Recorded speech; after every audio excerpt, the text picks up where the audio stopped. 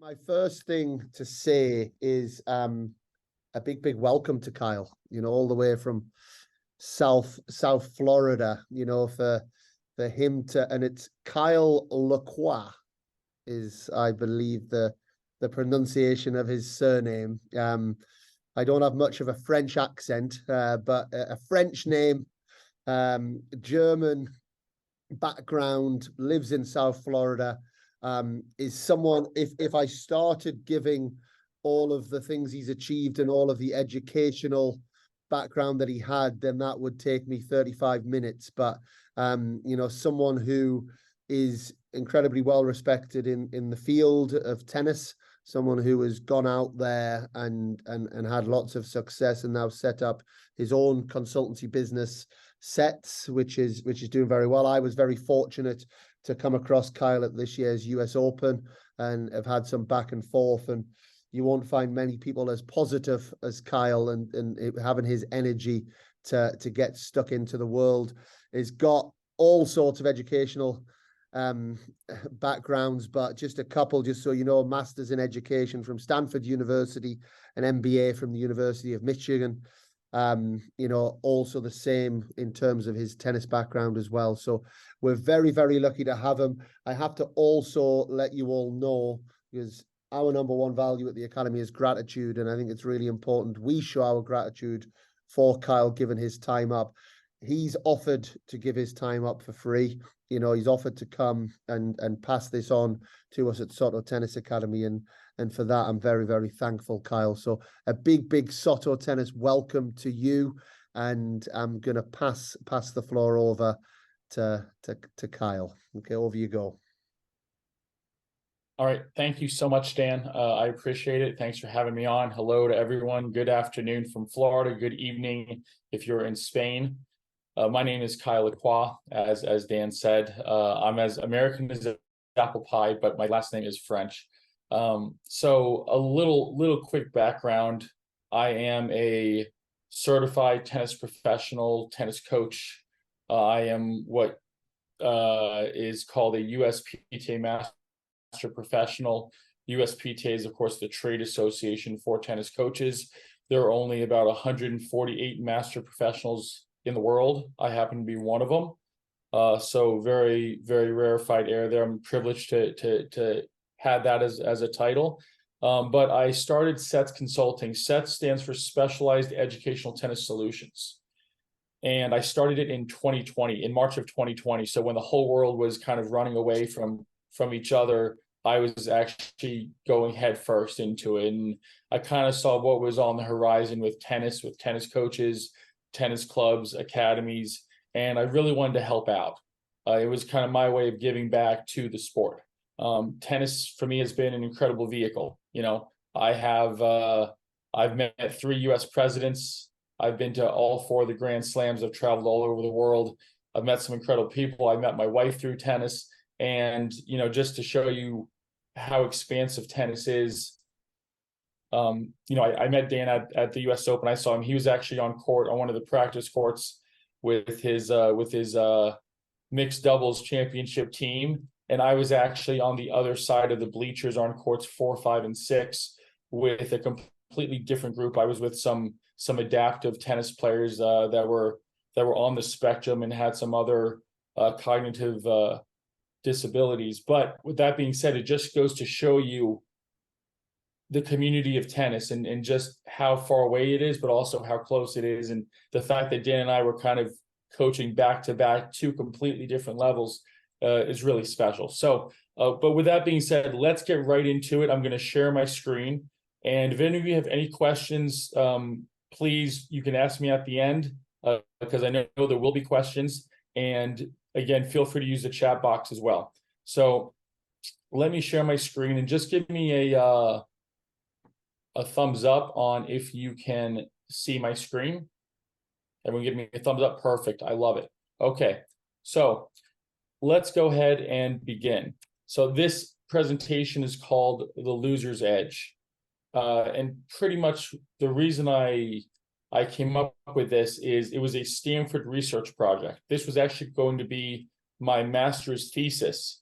And when I presented it to my professors, they really liked it, but they said it's not as close as what we would like for what Masters of Education should be, but we still really like it, and we would encourage you to still pursue it along with my other master's thesis. So I kind of really did two here. But anyways, so here it is. It's called The Loser's Edge, and it's about failure.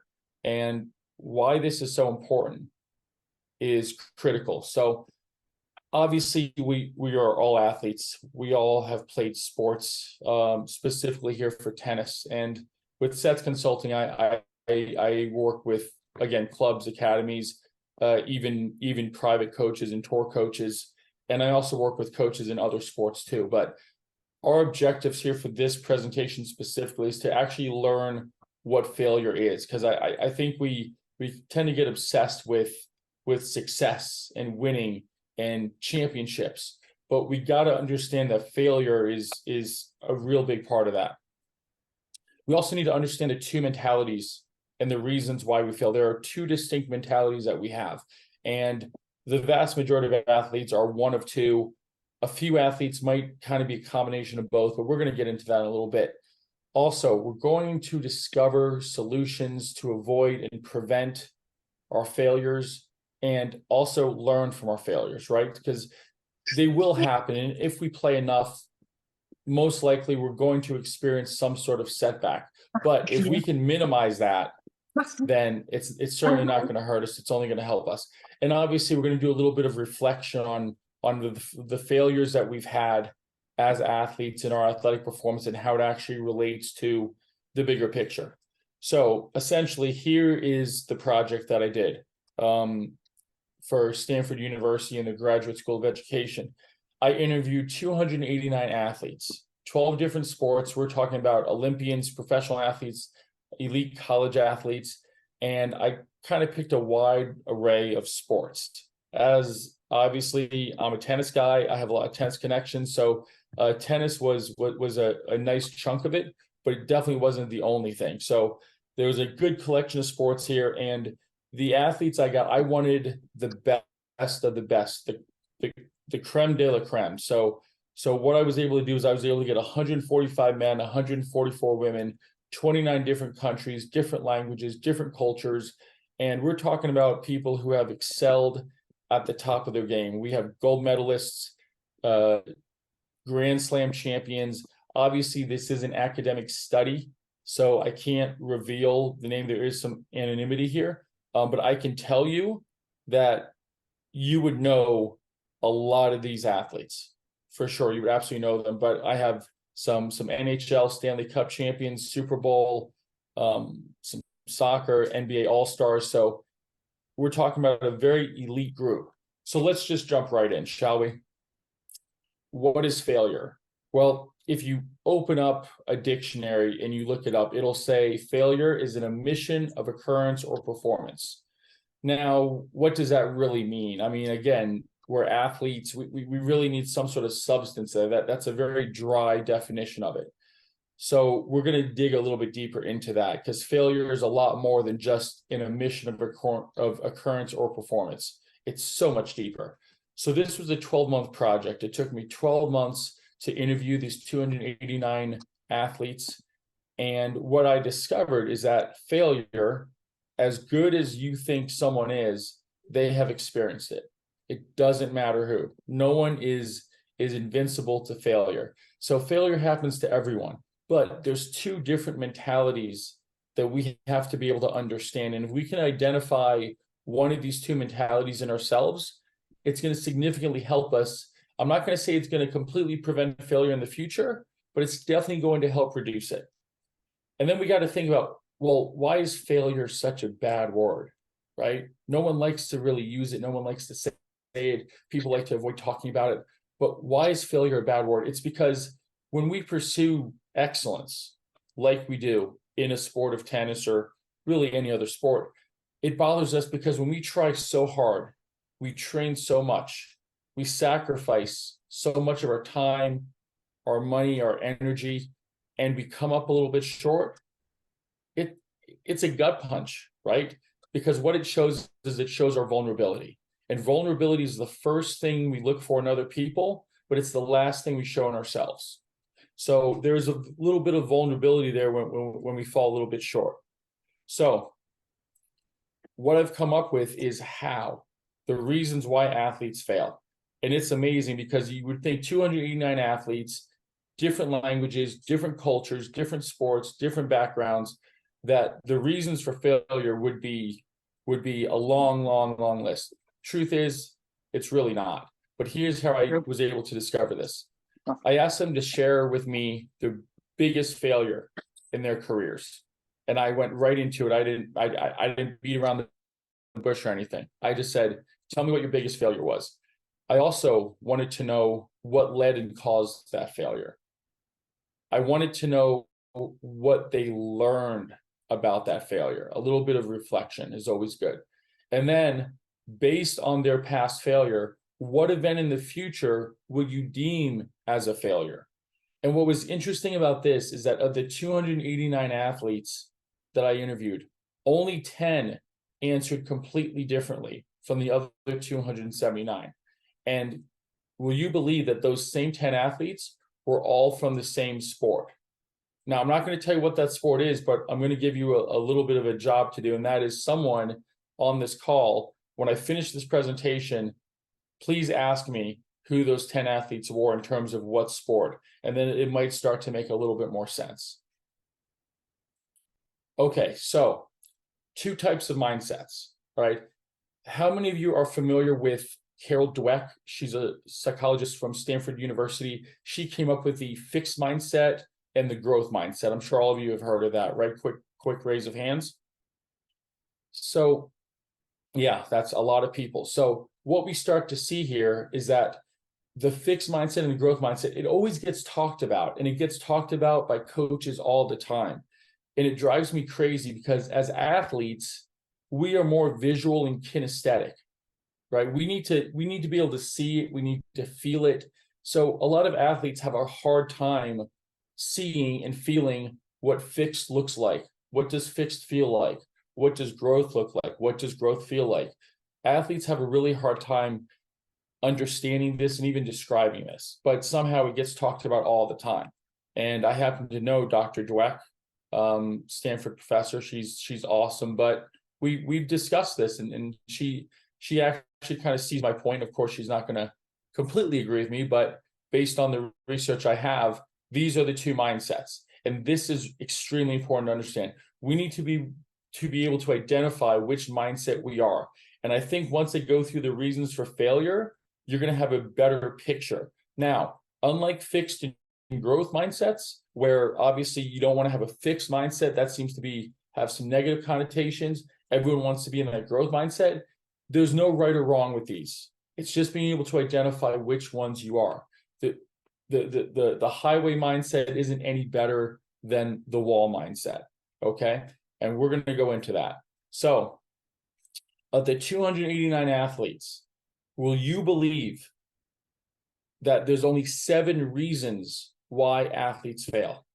That shocks me. I thought there would be dozens, if not hundreds of reasons, but really it comes down to only 7 reasons. So I'm going to share those with you right now. Okay. There's a book out by Napoleon Hill. It's called Think and Grow Rich, and it talks about why people fail, but that's more sort of socioeconomic. So this has nothing to do with that. This is more from an athletic standpoint.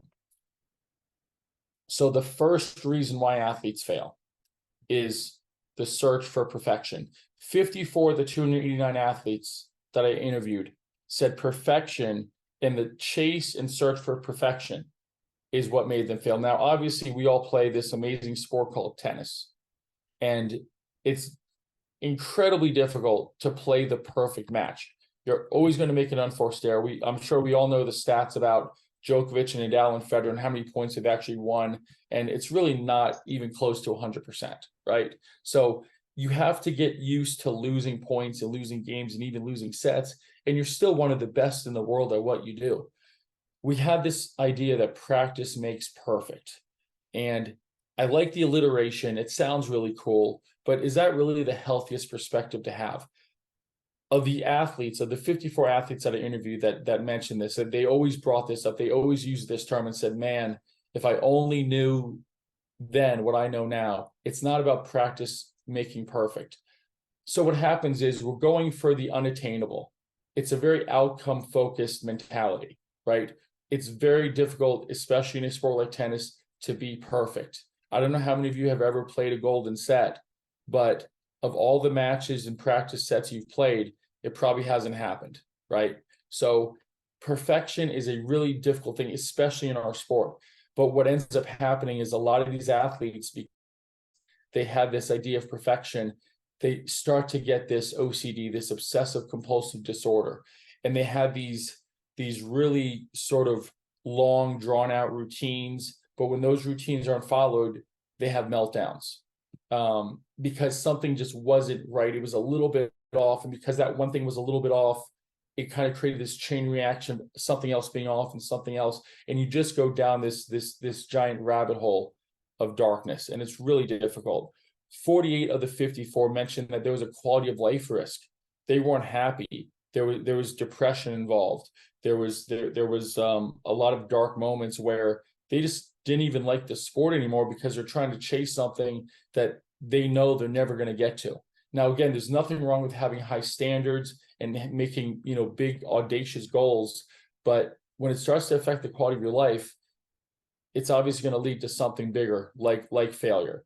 And then what happens is you have this bitterness, this anger, this withdrawal from friends, from family, from even the sport itself. And they didn't do anything to you, but you're just so upset that you can't achieve that perfection. So the key here is we have to strive and accept and see the big picture, right? You're going to lose points, and you're going to lose games, and you're going to lose sets, and you're even going to lose matches. If you're top 10 in the world, you're still losing nearly every week, if not every week. So you need to get used to that. Perfection isn't what the issue is. What's important is the practice, not the perfect.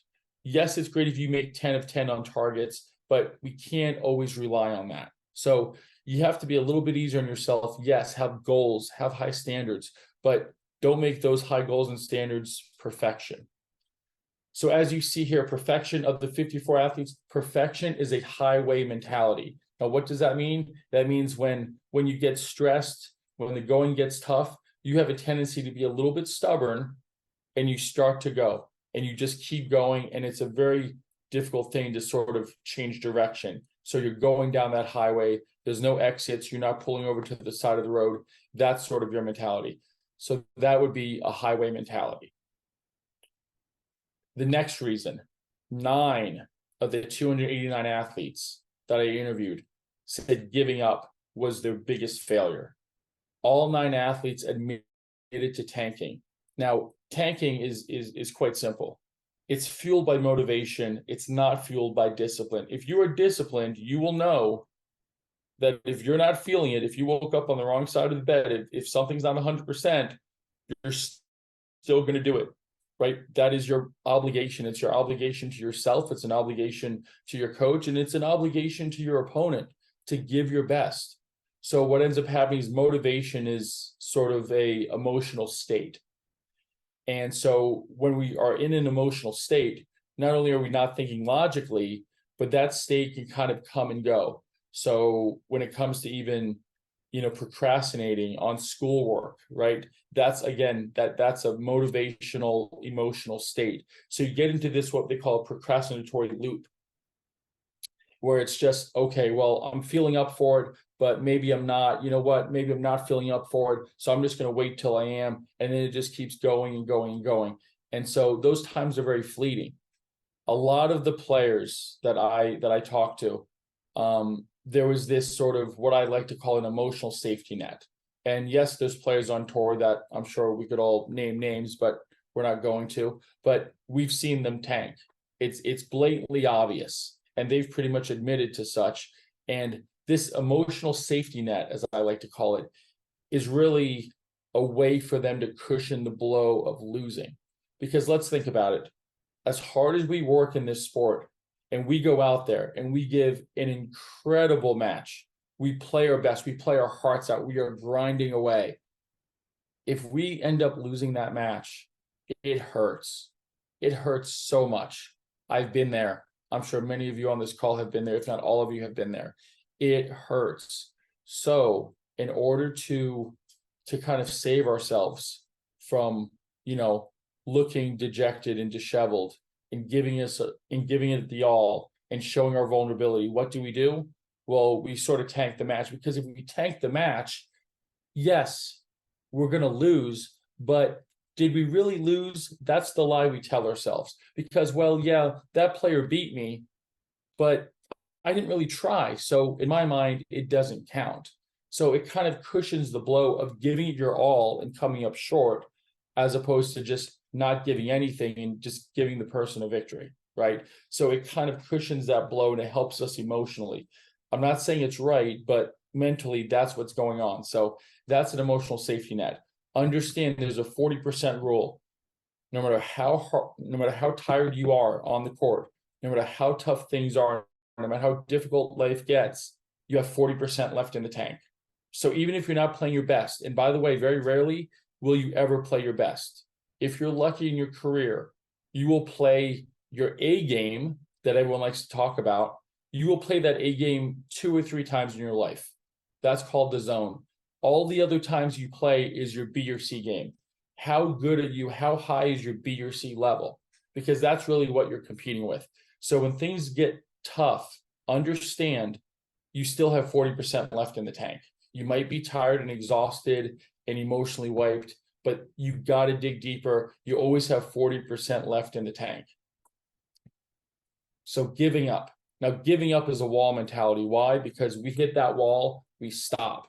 That's it. We give up, game over, end of story. So that's a wall mentality. And you're going to start to see some similarities as we go down with these 5 other reasons. And then we're going to kind of calculate it at the end to see which one was a little bit more. But it's actually pretty close. Okay, the third reason why athletes fail: negativity. Having a bad attitude is like having a flat tire. It's not going to get you very far. So why be negative? All right. If you're around negative people, go to another room, because I'm telling you, it's toxic. Okay. Self-doubt, not believing in ourselves enough. What that happens is it becomes a self-fulfilling prophecy, right? All of a sudden you start thinking of something bad, and what ends up happening?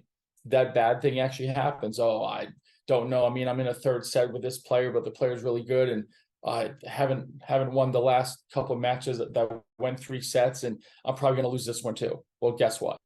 You're right. You probably are, right? Because whether you think you can or you think you can't, you're probably right.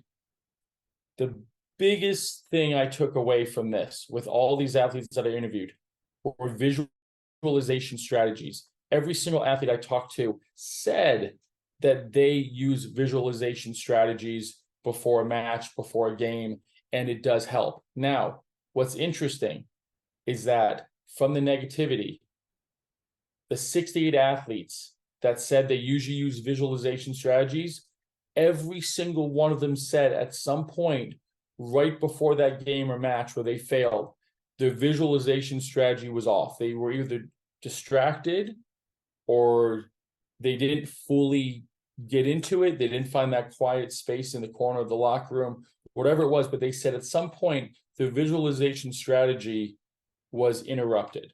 Okay. So visualization strategies are super simple. It can take 5 minutes, 10 minutes. It doesn't matter, but it costs nothing. And if it helps your game 0.0001%, why not do it? Right? It's so critical to visualize, and not just visualize in sports, but visualize in business, visualize in education, visualize in life. I'm telling you, it's powerful, powerful stuff. Toxic environments. Toxic environments are unfortunately a bit of a necessity, especially when we go into a world like tennis. It's difficult. People are competitive. You're going to have a hierarchy. Everyone is after the same thing, which is a title at the end of the week. But there's going to be a lot of toxic environments. The best thing you can do is try to ignore them. And sometimes you're stuck right in the middle of it, but you have to ignore it. So a few years ago, I was coaching this girl down in Miami, and she was 15 years old, but she played in the women's open events in Florida, which, you know, for South Florida, it's a very high level. And to be 15 and playing these women open events is awesome. So great player, great student, so strong, and, you know, motivated, everything. But she was playing this match in Miami, and it was at a tournament site. Tournament site wasn't that great. Courts were in bad condition, not the best neighborhood. Her opponent was one of these opponents that no one likes to play. You know, not a pretty game, just gets every ball back, just makes your life miserable. And her opponent was playing at her home club. So of course she had all of her coaches there, her friends, her family. They were cheering after every point. Either if my player lost the point, they would cheer for her mistake. If their player won the point, it was like she won Wimbledon. I mean, the hooting and hollering and everything, it was like a Davis Cup atmosphere. It was incredible. So my player was on paper way better than her opponent, but she lost the first set, you know, 2-6, and she was down 4-1 in the second set. And then finally, as a typical Florida weather, one rain cloud came and just wiped us out for a little while. So thank goodness for this rain. I was able to talk to my player, and, you know, she kind of came up the steps dejected and kind of expecting me to give her some, you know, motivational talk or some cliche strategy, like, you know, hit more shots to the backhand or get more first serves in. And I didn't do any of that. What I said is, okay, Sophie, here's what you're going to do when you go back out on court. When the court's dry, I want you to go back out, and I want you to take one of those little plastic or those paper Dixie cups and fill it up with water. And I want you to fill it up to the very, very top. And when you fill it up to the top, I want you to take 2 laps around the court. And when you take those 2 laps around the court, I want you to focus on not letting one single drop of water spill on the court. And she looked at me like I was crazy, and I probably am, but in this situation, I was right.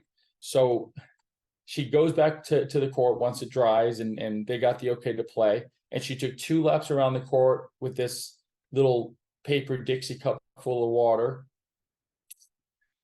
And then she starts playing, and she wins the second set. She comes back from 1-4 down. She wins the second set 7-5, and then she wins, you know, 6-1 in the third, and just completely turns it around.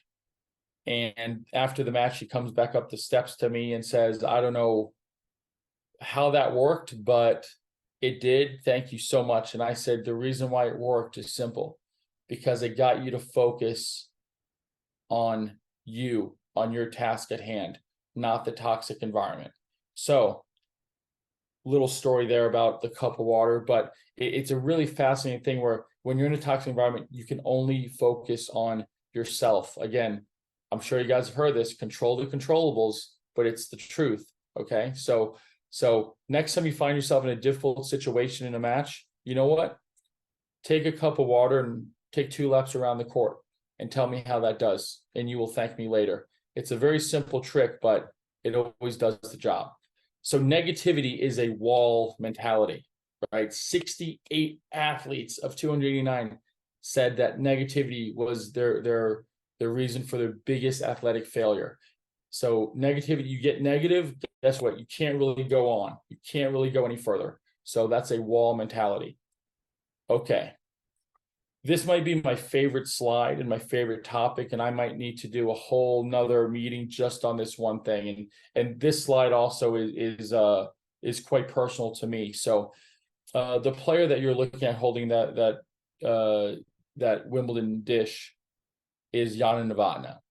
And I had the pleasure of knowing Yana. She was actually a mixed doubles partner of mine when we did this pro league together. But this idea of choking and panicking, right?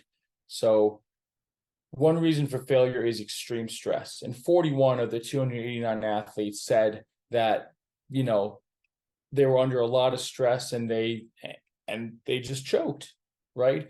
But some of them actually used the term panicked. And what that made me do is it made me dig a little bit deeper. And what I come to find out is that choking and panicking are completely different. They happen to completely different people. So first off, what we want to do is we want to decide, okay, well, which one's which. So choking is just thinking too much and a loss of instinct. And we're going to focus a little bit more on choking. Panicking is thinking too little, right? When you're not an expert at something, you're probably going to panic. So it's a reversion to instinct. So go ahead and raise your hands if you have ever choked in a match. I know I have, right? I'm okay admitting that, but if you play this sport long enough, you are going to choke. So for those of you that raised your hand, do me a favor. I want you to keep that hand up. I want you to turn your hand back, and I want you to pat yourself on the back, because in order for you to choke, you have to be really, really, really good at what you do. You have to have a skill, right? And that skill is so well trained, okay, that you never had to think about it before. But when you were choking, you were thinking about it a little too much, right? If you've ever tied your shoes, or if you've ever turned a doorknob to open up a door, those are things that are very simple. You don't even think about them anymore, do you? You just kind of do it, and you don't even explain it. You don't know how to explain it. It's just something you do. You've done it so many times. And so hitting forehands and backhands is really the same thing. So Yana Novotná here in 1993, she was playing the finals of Wimbledon against one of my favorite players, Steffi Graf. And so in this final, she lost the first set. She won the second set. She was up 4-1 in the third set with game point to go up to 5-1. And all of a sudden, she just started missing some really basic, easy shots. She double faulted. She missed some volleys, which she never missed volleys. She missed some overheads, and you could just see the wheels were coming off. So what ends up happening is, when it comes to choking, you have to be really, really skilled to actually choke, because there's this little part of the brain called the basal ganglia. It's kind of right in the center. And when you're under a lot of stress, the basal ganglia tends to kind of overreact, and then it starts making you have to think your way through it. And for someone that's hit 1 million forehands and 1 million backhands and 1 million serves and 1 million overheads, that's not something you really need to do anymore. So what ends up happening is you become very stiff and very rigid, and you start to question how you hit a shot that you never really had to explain how to hit before. And so it becomes really difficult, and your breathing becomes a little bit more shallow. So that's really what choking is. Panicking, on the other hand, happens to amateurs, and it happens to amateurs in all phases. Think about an amateur diver, right? If they go diving, and maybe it's their first dive without an instructor, and they go down there, and maybe they have to do a test, and they have to take out their regulator. And what they forget is that even though 5 minutes earlier they knew that they had their secondary regulator on them, and if there's an issue with one regulator, you just go to the second one. Well, what ends up happening? Well, that diver panics because they need some sort of oxygen. They need air. They think they're drowning. So then they just start flailing. They go to their dive buddy. They pull off their regulator. And then all of a sudden, your problem just got a lot worse. Or think about an amateur pilot, right? This happens all the time, especially with nighttime flying, right? An amateur pilot, they get a little bit disoriented flying at night. They forget about the first tip you learn in flight school, which is look at your wings. And if your wings are level, you're in pretty good shape. But what they do is they start looking at the instrumentation panel and all the numbers and all the dials, and they get a little bit overwhelmed. So they start panicking, and they start thinking a little, actually, they don't start thinking at all. They just go to instinct, which is, oh my goodness, I have to save myself. And that's not what you want to do, especially when you're in a high pressure situation. But again, if you've ever choked in a match, look at yourself in the mirror and give yourself a pat on the back, because in order to choke, you have to be really, really, really good. Now, unfortunately, Yana Novotná is no longer with us. She passed away in 2017, but like I said, I got a chance to know her. She was a mixed doubles partner of mine, which was great, because I always tell my players the first rule in doubles is to have a good partner, and I had one of the best. So this actual, and I was telling her about, my ideas and this and that. And she talked openly about that 1993 match. And And you know, she really encouraged me to kind of pursue it. And she's actually the one that kind of told me I should maybe, you know, get education and maybe pursue this master's program that Stanford was offering. So maybe this whole presentation is because of her. So with that being said, thank you, Yana. So extreme stress is a highway, because when we're in the middle of the stress, when we're in the middle of choking, we can't stop. We actually just keep doing it. We keep going forward. We don't take a step back. Things seem to kind of speed up and we start just losing a little bit faster. So that is a highway mentality. At this point, after 4 reasons, you maybe start to see kind of what you're going through, or maybe identifying what seems good to you in terms of your own mentality. Okay, this one is interesting. So 71 of the 289 athletes that I interviewed said that the biggest cause of their failure was failure itself, the actual fear of failure. And if you think that's weird, you should think again, because there's a word out there which I discovered while I was doing this research called atichophobia. Now, atichophobia obviously is a very clinical name, and that clinical name, atichophobia, means the fear of failure. Now, I'm going to tell you something about doctors and scientists and researchers. They're not going to go through the trouble of giving something a full clinical scientific name if it's only affecting a few people. So there's so many people out there that have a fear of failure, they have to give it a name, right?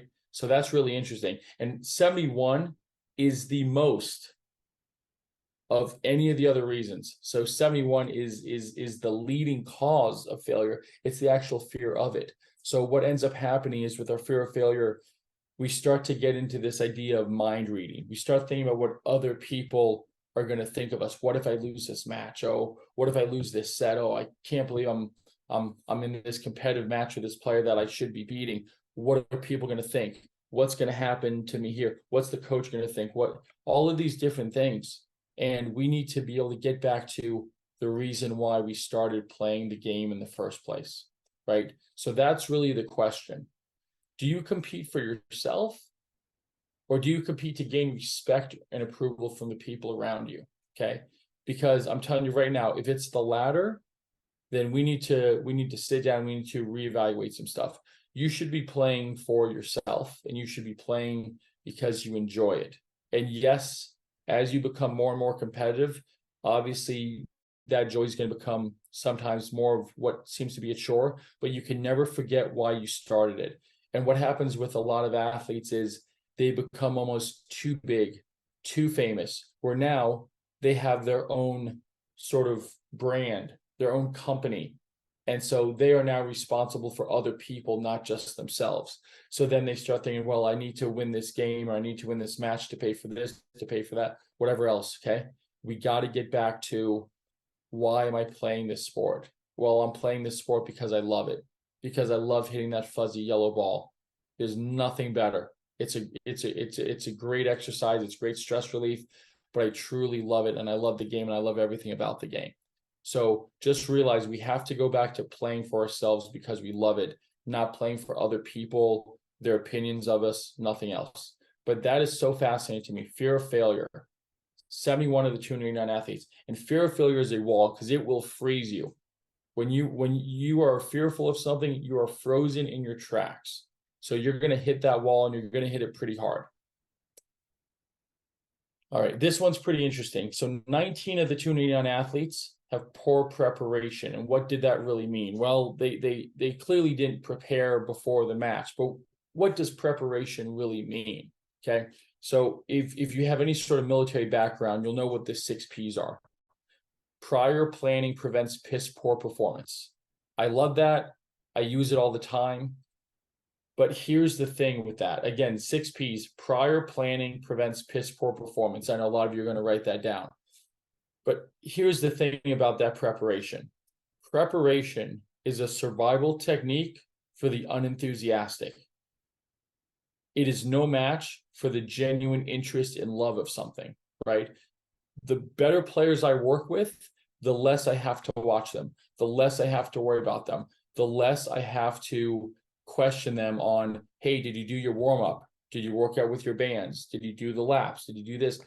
They want to be out there. They love it so much that the preparation is already built in. Yes, they prepare, but they prepare because they can't wait to prepare, because they want to be out there, because they have enthusiasm for doing what they're doing. Now, from a military perspective, yes, maybe the 6Ps works because why? Well, maybe if you're going to basic training, or you're going through boot camp, or you're going to war, maybe you're not the most enthusiastic. So you need something to kind of pump you up. So you use the 6Ps. But if you truly love what you do and you're enthusiastic about it, you're going to prepare because you're going to want to prepare. No one should have to ask you to do it. But there's also the mental and physical preparation, right? It's not just making sure that your rackets are strung and you have your grips on them and you have your water and you have this and you have that. It's also the physical preparation beforehand.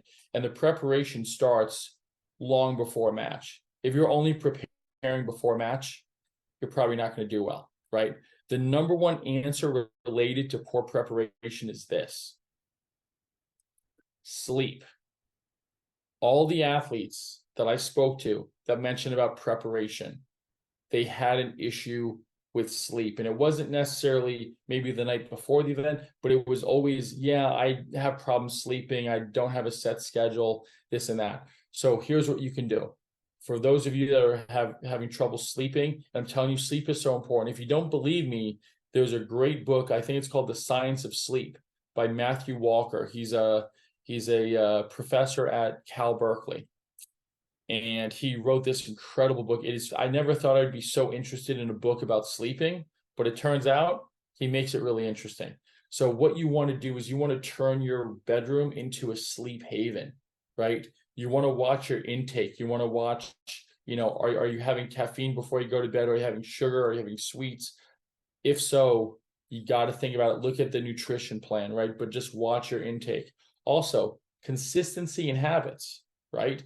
If you're going to bed one night at this time and one night at this time, and you're having this and you're having that, and you're doing all these different things, you have to get your body into some sort of system, some sort of rhythm where it's just sort of very predictable. That way your brain can kind of say, hey, you know what? Every time I do this activity, I know I start to go to sleep a little bit sooner.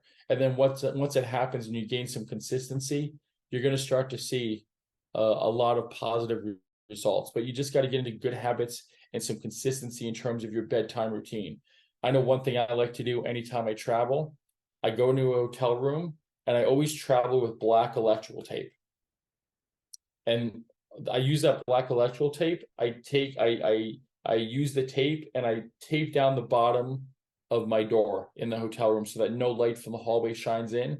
And then I take those little clothes hangers with the clippers and I clip together the curtains so that no light shines in from the window outside. And then I turn down my thermostat to 68 degrees.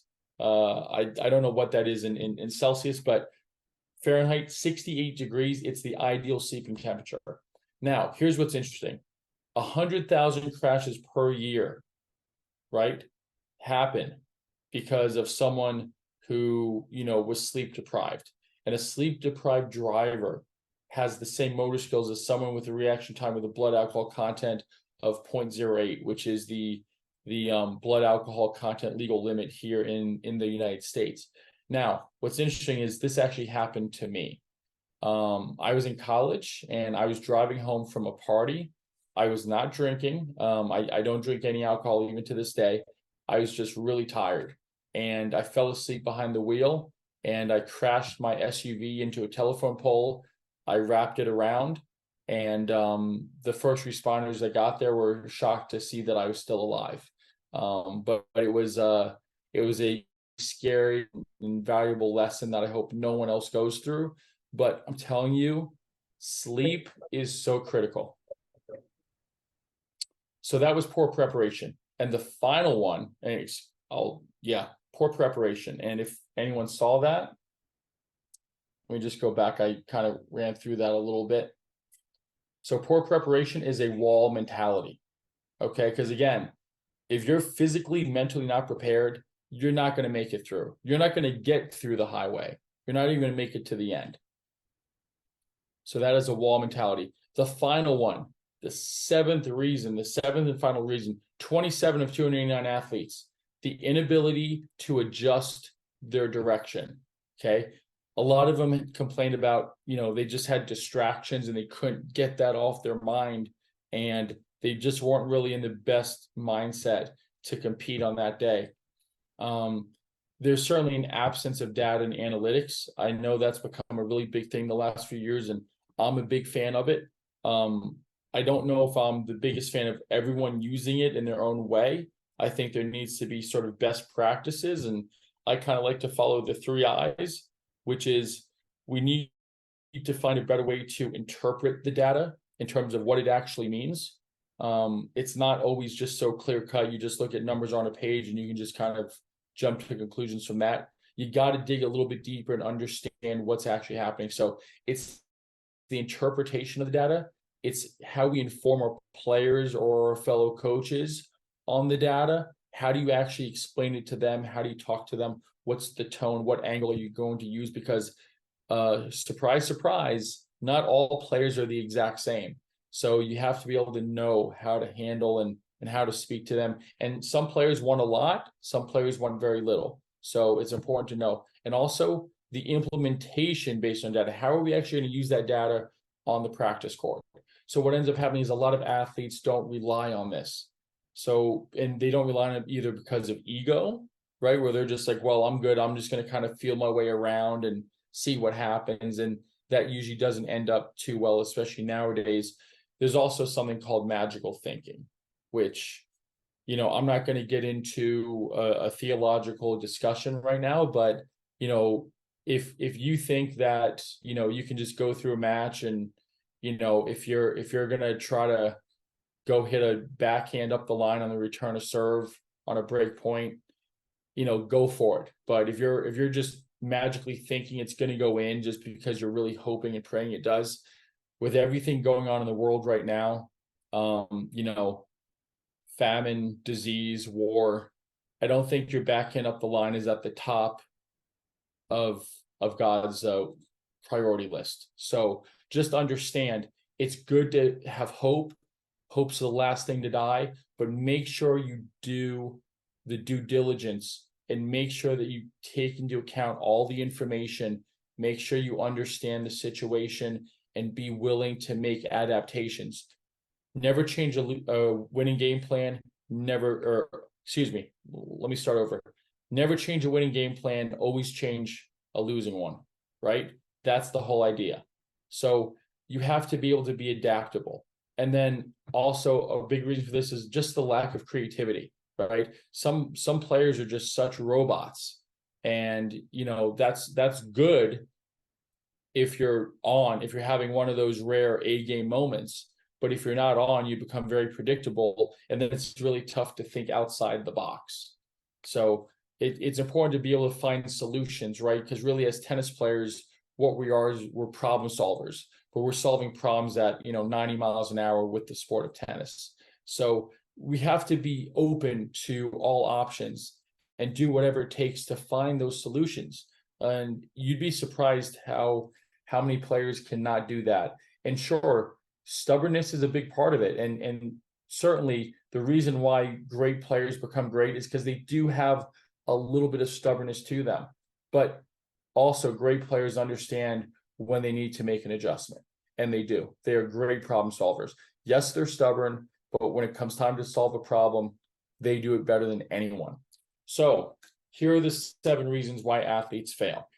Okay. Perfection, giving up, negativity, extreme stress, fear of failure, poor preparation, unable to change direction.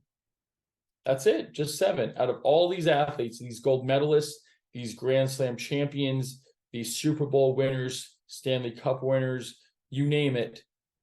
These are the 7 reasons. Okay. Now, if we look to the right of the screen, we see the totals, right? 122 of the athletes had a highway mentality.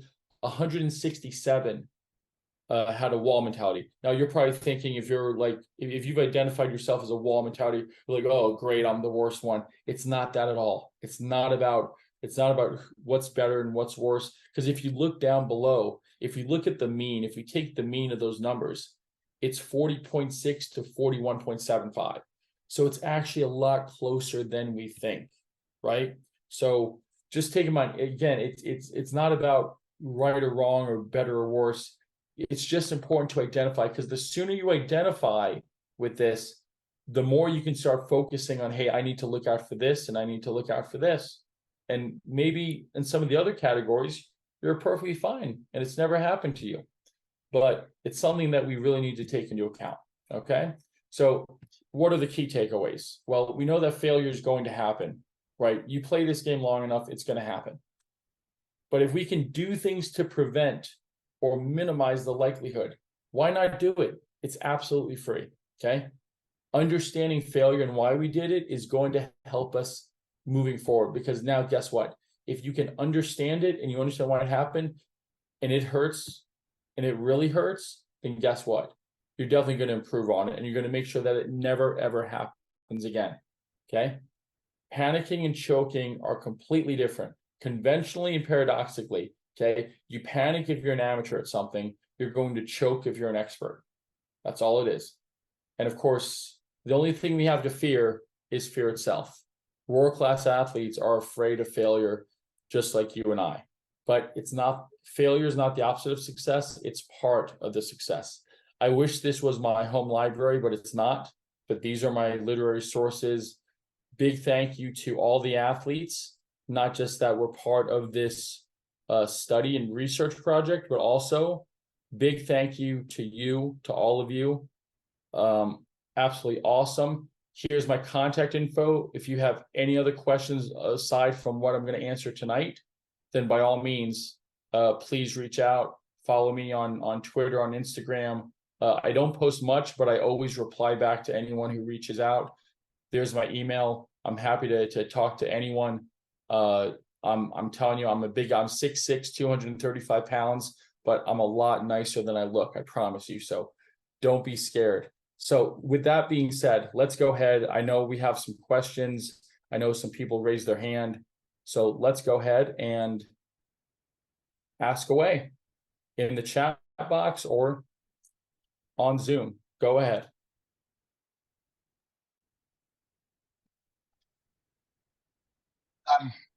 I'll jump in whilst people build up their courage, Kyle.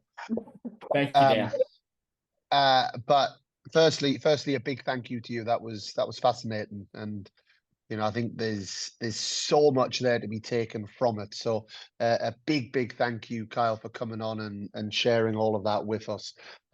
Loads. I made lots and lots of notes there, and I hope that players, parents, coaches did as well, and we've recorded it and we can look back over as well. I'll start with an easy one. I'm a good listener, and you told us to remind you of a question at the end.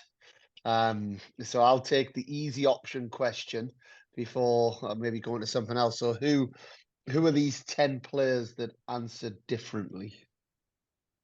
So these 10 athletes all came from the same sport. And if you notice on one of my early slides, I had the number of athletes I got from each sport.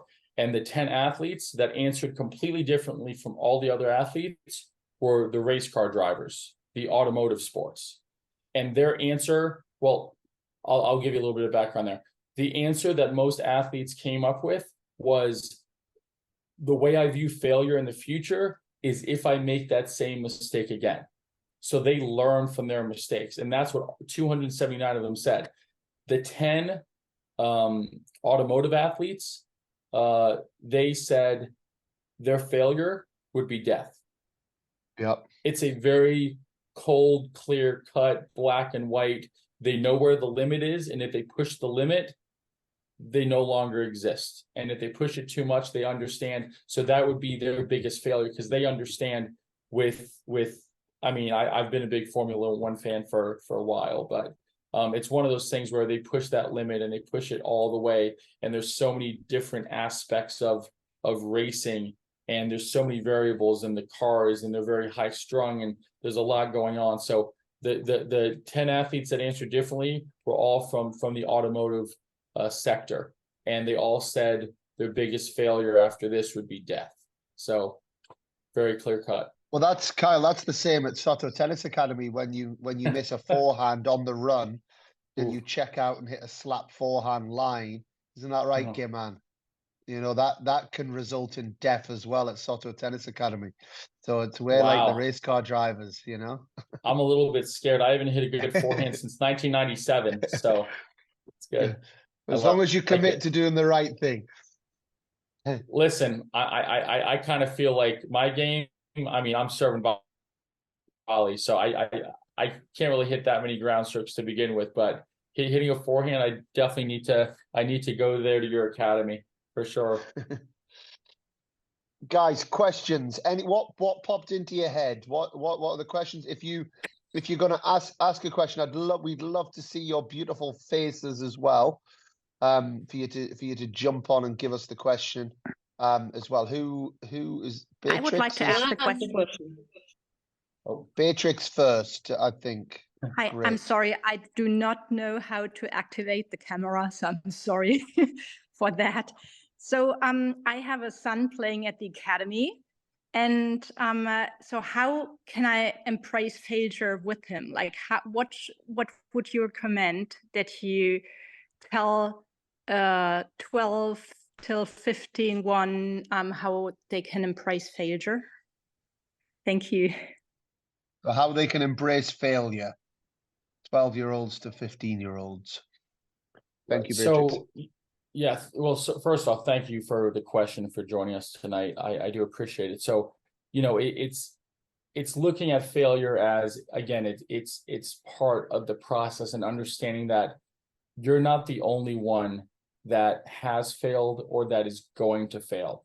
All of your friends have failed. All of your idols and icons have failed. It's part of that process. And I know everyone talks about the process and it sounds very, very cliche, but it's the truth. You have to learn. I mean, for me, like I said, like I mentioned a minute ago, you know, I'm a big serve and volleyer, but in order to serve and volley, you have to accept getting passed. And I know growing up, as much as I served and volleyed, I would get passed a lot, but I also knew that my idols, you know, Stefan Edberg and Boris Becker, they got passed way more than I ever will. So it's one of those things where you learn to accept that failure is difficult. It's difficult to accept, but you also realize that everyone is going to do it. It's going to happen to everyone if it hasn't already.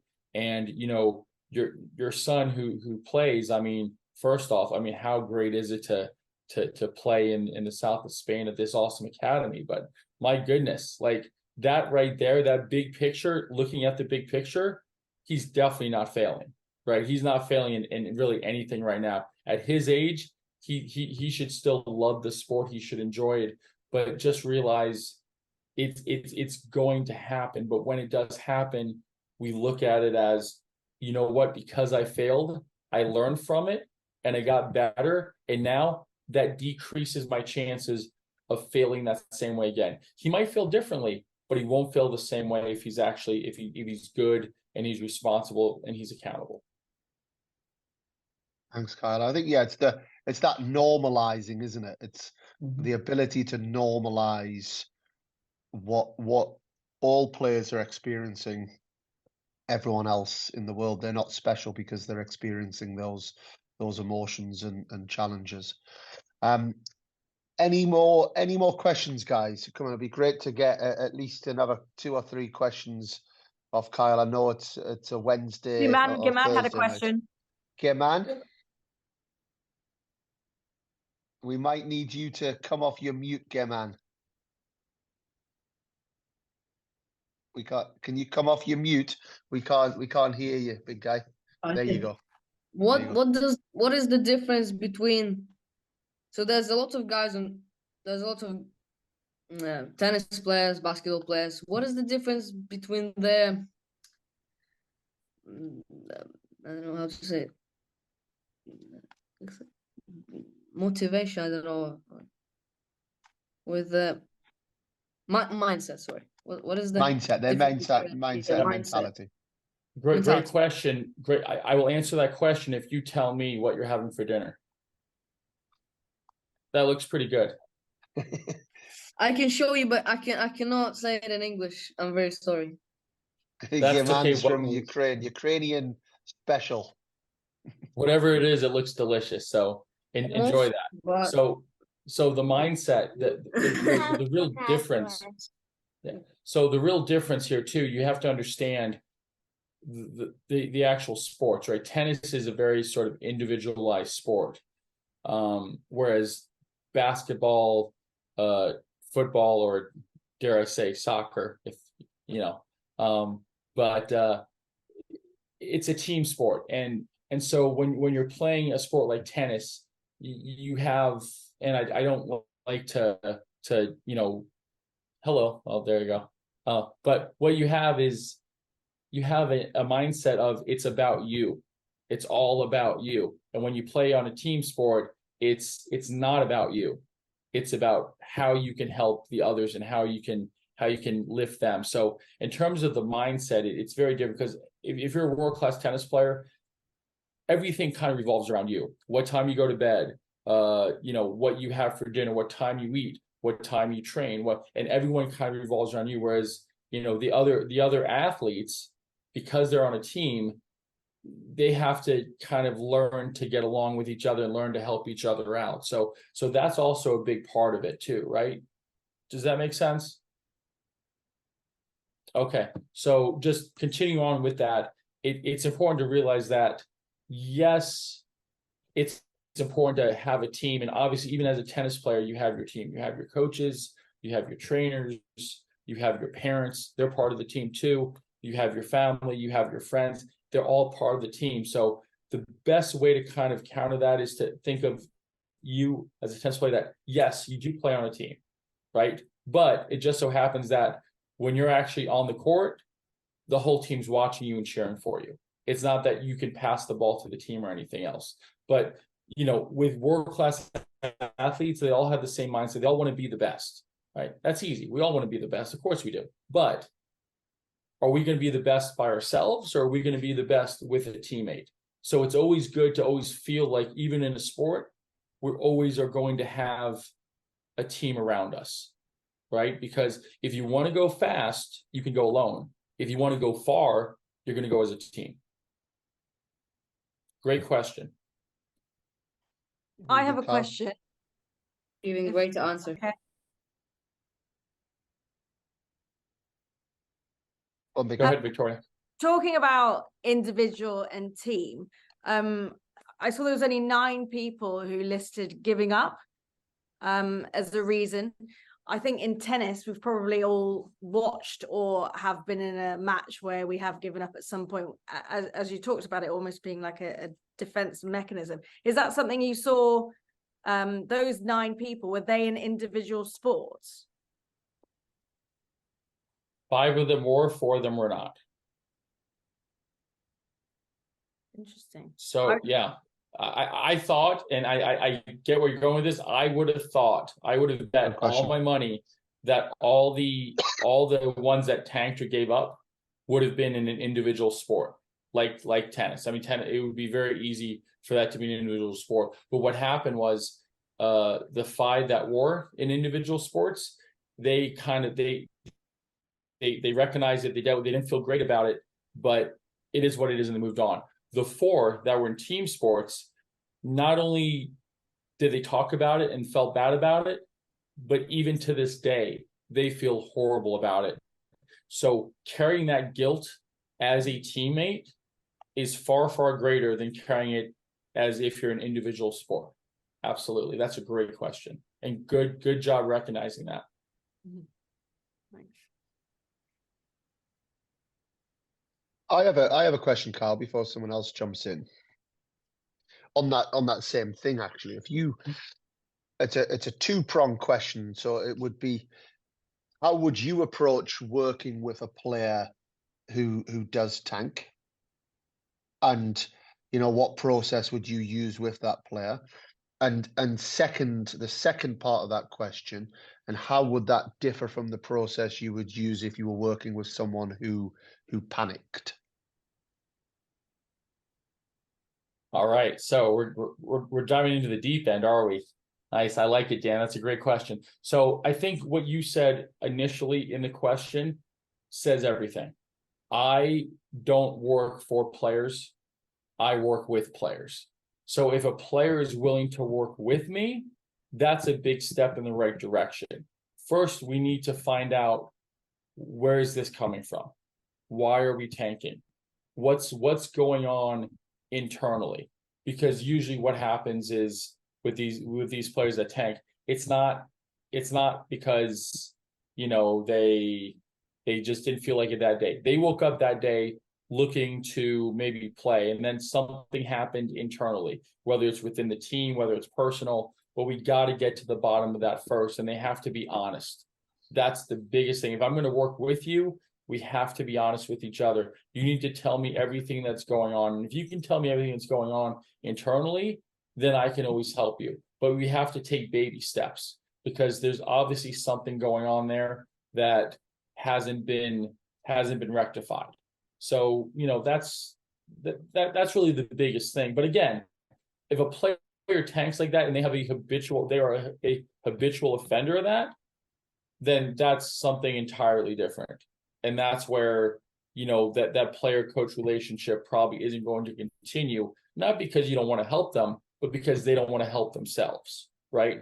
I mean, it's just like a relationship, right? You can't love somebody if you don't love yourself first. So you have to understand, where is this coming from internally, where they feel the need, where it's okay to tank, or, you know, they don't mind it. And then you need to be able to find that passion again, and maybe start back from square one. The second part of your question, you know, working with a player that panics. Well, if you're working with a player that panics, we're not talking about, you know, world-class high level. We're talking about a much lower level, a club level, because remember, choking happens at a high level, panicking happens at an amateur level. So when we work with a player that panics, again, all that is repetition, right? It's getting them comfortable feeling uncomfortable, getting them in a situation enough times where all of a sudden now it's no longer a big deal, right? If you have a player that plays, you know, one tournament a month, then when they get into that situation, they might panic because they're just not used to it. And they're going to say, oh, well, I need to do well in this tournament because I'm not playing another one in another 6 weeks and I don't get many chances. But if you build in the reps, then all of a sudden you start to see that panic starts to kind of slow down a little bit. They get a little bit more polished. And then once they get a little bit more polished, then they can start choking all they want to. Because again, choking is a compliment. You don't choke unless you're really, really good at it. So that's a good way to kind of look at it.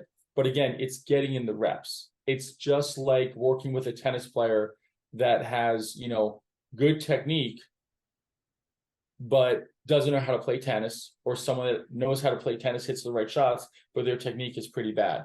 You can fix technique with enough reps. That just takes time, but it's very hard. It's 10 times longer to teach someone how to actually play tennis, to how to hit the correct shots, to have the discipline to do that. So it's the same idea. Working with someone who panics, you just got to give them reps. You got to give them reassurance that they're on the right path.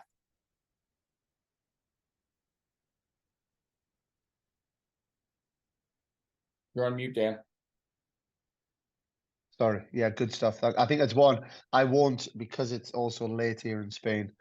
It's a one I'd love to have another conversation with you, because I think there's sometimes barriers. I think panicking with competition from a younger age, I think it's quite an interesting topic, and you know how you actually get the competition reps in when actually panic or anxiety or you know to get on the court is such a big deal and such a challenge.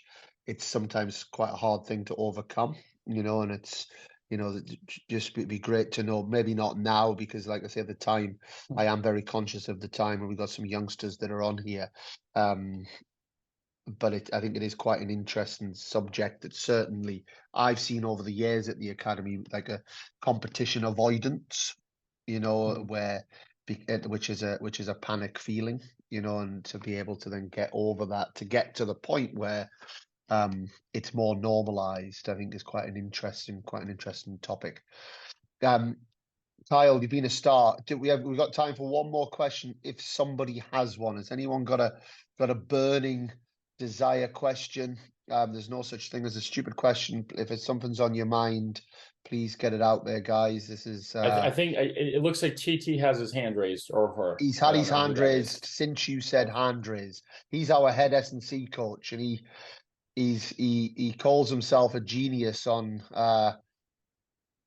technology. But I've noticed his hand's been raised for an hour. So yeah. I was TT, just have having you a got- stretch. Sorry, I was just having a stretch. now that we can hear you, do you have a question? No. The one thing I had in my head was how much of, I guess, the reasons for failure. How much I can't think specifically which one it might link into, but about people questioning their trust in their technique. So that those people that naturally they fail, and then they'll go back to, I've been working on this and it's not clicking, and always reverting back to technique rather than obviously focusing on the process and the outcome of being in a match, and becoming very technique focused in a match is probably, it's the worst time, isn't it? So I didn't know. Right. So that's actually a really good question. So what number or how many athletes sort of talked about technique, losing it, working on it, regaining it? So Yeah. again, at this level, it's I mean, I'm dealing with, world-class athletes, the best of the best. So, they're not really thinking or focusing on technique too much. Again, when you get into that panicking, choking, the choking part, the technique will start to break down, but it doesn't break down because it's not good. It starts to break down just because they get into those situations that basal ganglia takes over, and it makes you kind of overthink everything you're doing. You think about the grip on the serve, you think about how big the backswing is on a forehand volley, you start thinking about those things. So technique never really was brought up or was ever brought up as an issue. It was just a matter of sometimes it would break down under stress or under pressure just because of choking. Now, normally it doesn't, because they all are world class, but it does happen. And again, sometimes they choke, sometimes they don't. But again, you have to be really, really good to choke, because you can't do it without it. So, but no, that's a good question. But it never really came up as a technical thing. And So, I'm actually yeah. a really big technical guy. So just trying to relate that study to our youngsters versus like the top level athletes, and just trying to have a bit of an understanding of sometimes where their minds might be when they're experiencing failure. And obviously I know from the academy and through kind of youth sport, there's lots of phases of technical development where people will be focusing on that. So yeah, I guess it's useful to understand that kind of the things brought up in your study and the subjects versus our subjects potentially. Well, of course, but again, the subjects that I interviewed have done it, have put in millions and millions of reps, and so it's one of those things where it's just a matter of the building process, the building blocks, and just being able to put yourself in that situation. But if you do it enough times, it's going to be there. It's going to be there. And listen, if you're ever in a position where you're serving 4-1 in the third set of the Wimbledon, hey, listen, you clearly have already made it. So you just have to finish it. But that's a really good question, though. Great insight. Cool. It was worth the raise hand. Thanks. You've been waiting. We've been waiting a while, Tom. So it was a good job. It was a good one. In terms, last question, we've got Angela who's put it in the chat here. I'm a lecturer, and we talk about mistakes or failures being more valuable than getting it right, or success in brackets. Does that translate to tennis? And if so, how can you encourage that as an approach? What a beautifully stated question. Thank you, Angela. So yeah, I mean, failures and mistakes. I think Jimmy Connors said, the two best things that can happen is, you win a match, and the second greatest thing that can happen is you lose a match, because you always learn more from your losses. And so, at my club, when I'm with juniors, if we're ever doing competition, there's always winners and there's learners. I never call them losers just because it's always winners and learners. What did you learn? So it's one of those things where, yes, it does translate to tennis because, again, you're losing all the time. If you're the best in the world in tennis, you're still losing nearly every single week. And it's rather incredible when you see the failure rate of tennis players. I know there's top 10, top 20 players that have a sub 500 record right now, but they still find themselves as one of the best in the world. So it's a really interesting thing. But yeah, I mean, as encouraging as I wouldn't necessarily encourage like, hey, go out there and fail and do poorly. It's not about that. It's about when it does happen, you know how to cushion that blow. And you understand, again, a lot of it is self-reflection. You ask themselves two questions. You ask them, what did you do well? Whether they won or lost, it's always, what did you do well in that match? And then they tell you. And then it's, okay, what if you could play that match again, what would you do differently? Not, oh, you played so poorly, you should do this, you should do. Ask them, what would they have done differently to see if they even know what ended up happening. Again, I think self-reflection is an incredible tool. And then when you have a peer-to-peer reflection, what did you do well in the match? What would you have done differently? Not, hey, you lost that much. What would you have done to win? We don't want to focus on the outcome. We want to focus on that process. So again, those two questions are critical. What did you do well in the match? And what would you have done differently? Whether they won or lost, it doesn't matter. But get them to start thinking and seeing how things are kind of going and see if they can pick up on any sort of patterns, right? Hey, last week I asked you what you could have done differently and you said this, and then you had the same answer for this match this week. See if they can start picking up those patterns. I think that has been, sorry, Dan, I was just going to say that's probably the main takeaway that for me, for our players who are on at the minute. At the academy, we like the players to kind of speak to a coach before they go on and after, kind of reflect on the matches. I mean, obviously, most of the players, it's much easier to reflect when they've just won than when they come off. But you said then about, we learn more from losses. I think it makes, for me, the match reflections after a loss way more important. And I think the players that the athletes that you've spoken to are obviously very experienced at doing that from all the years they've been in their respective sports and are very tuned in to themselves and how they deal with losses and wins. And I think for me, it's almost important as the training, the hitting the forehands, the hitting the backhands is getting really practiced at reflecting, about learning about yourself and how you cope with these things and situations. I don't know, like if Dan and Kyle, like if there's any advice for the players on that. So, okay, so to add to that, what I do, if a player wins, again, I always have players come up to me because if they want to talk, then they're going to find me. They come up to me. If a player loses, I do not go to them. I don't bring it up. If they come to me and they want to talk about it, then I'm all ears. But if they don't want to talk about it, then we come back to it, 30 minutes later, an hour, whenever they're willing to open up and talk about the loss, that's when I'm here for them. But I'm not going to go right up to them after a match and say, hey, I saw you just lost. Tell me all about it. Right. Mm-hmm. So it's just one of those things where I think you have to kind of have that intuition and that feeling of, realizing, listen, I don't teach tennis to people. I teach people tennis. And so I think if you can have that mindset, you realize you're dealing with a person that just played really hard and maybe is a little disappointed. So just, you give them space, and when they're ready to talk, they will. And with all my players, they know the two questions already. So they normally come up to me and say, okay, this is what I did well. This is what I would have done differently. Now, if I would have done that, would it have changed the outcome? Don't know, but I think in the situation, maybe it would have.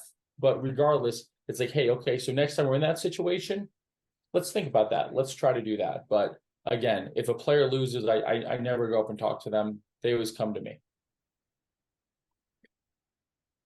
Yeah, all I was going to add in on Angela's question, actually, and it's quite topical for me right now because it's with Gabby Dabrowski and Aaron Routliffe, who I've been working with at the high level the last few months. I have a saying that I say to Gabby before she plays every match, and Angela, this might resonate with what you're saying, is you have permission to miss today. And, you know, it's something that certainly, and a little background on Gabby, hopefully she's actually coming to the academy next week, so we'll get a chance to ask Gabby these questions in person, because she's going to meet you all, but is what that Gabby comes from a background of not having permission to miss and being brought up, which I think a lot of players do get brought up. And I think that's part of what your question is there, Angela, when we talk about this kind of growth mindset and this ability to expand our range of skill and development. If we feel like we don't want to ever miss and we're a bit scared of missing, and the consequence of missing is so strong, which I guess is our kind of individual failure that's happening every time we hit a shot, then the issue is we often don't develop certain skills and tools that are needed to unlock matches at a higher level. And that certainly caught Gabby out over the years, that she's so kind of built this way is of I can't miss, that she then doesn't hit the shot with the quality or the skill required to actually go and win the match, because at that level you've got to go and win these matches. It's this play to win mentality rather than playing not to lose mentality. And that's something that I know that has really, really helped her mindset. So you have permission to miss, but you don't have permission to not commit. And it's putting that focus on the commitment towards the skill or towards the shot or towards the situation at hand, rather than having the focus being on the outcome, the success or failure of it. And then, you know, I'm certainly a big believer that then the success of something is then the byproduct of the commitment to a certain process. So I think that might be something that links into your question, Angela, that could help, you know, players just knowing that they have, you've got a permission to take your shot. You've got the permission to commit to the shot in that situation. And we know that that's not always going to be a straight up success or failure at the end of it. And I like that too, because what I tell my players is that I would rather have you play a match full of mistakes than a match full of regrets. Because when you play a match full of regrets, you didn't go for that ball, you didn't hit that type of shot, that stays with you a lot longer when you lose than, hey, I made mistakes. But again, if you make mistakes and you make the right mistakes, those mistakes are no longer mistakes. You do it enough times, those balls start going in, those shots start landing in. So I always say I'd rather have you play a match full of mistakes than a match full of regrets. And that also kind of helps free them up a little bit and realize, hey, listen, I can actually go for my shots. And the harsh reality is most people play much more conservatively in a match than they do in a practice. So I even like to extend the baseline a little bit, extend the service line, extend the sidelines a little bit. And then once they start realizing that, they realize, wait a minute, my coach is telling me to hit the ball long and I'm still not doing it. Like I'm hitting it much deeper. I'm hitting a much better, cleaner, harder ball, but I'm not actually hitting the ball out, even though he's allowing me to do so. So that also kind of builds confidence. But I love your take on that. Brilliant, guys. You've all been stars. Thank you, everyone, for coming on. Kyle, you're the biggest star for giving your time to all of us. You are now you're an honorary member of Team Soto. You know, you've got the sticker. Yeah, we'll even give you the hashtag when we put this on social media. And you need to come and see us. You need to come and see us in person at some point. You've always got a place to come here in the south of Spain. Good man. And thank you guys for your time. Thank you, everyone. Dan, please get some sleep. Is it that obvious? Thank you, guys.